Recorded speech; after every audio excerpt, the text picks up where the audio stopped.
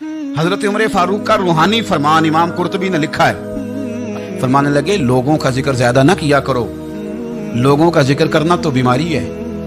فرمانے لگے رب کا ذکر زیادہ کرو، اللہ کے ذکر میں شفا ہے۔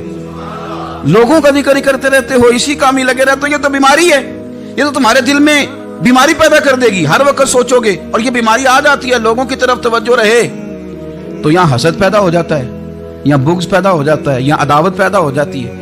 اور کبھی کبھی یوں بھی ہوتا ہے کہ کچھ لوگوں کو دیکھ کے انسان احساس کمتری کا شکار ہو جاتا ہے، کمزور پڑ جاتا ہے۔ تو بندوں کی طرف دیکھنے کی حاجت کیا ہے؟ جب فرصت ملے بندہ وضو کرے، سر سجدے میں رکھ دے، قرآن پاک کی تلاوت شروع کر دے، اور جب دل زیادہ بے چین ہو تو پھر وہ وضو کرے، ہلکی سی خوشبو لگائے، مدینے کی جانب منہ کرے اور محبوب کریم پر درود و سلام پڑھنا شروع کر دے۔ راتیں بھی مدینے کی، باتیں بھی مدینے کی، جینے میں یہ جینا ہے، کیا بات ہے جینے کی۔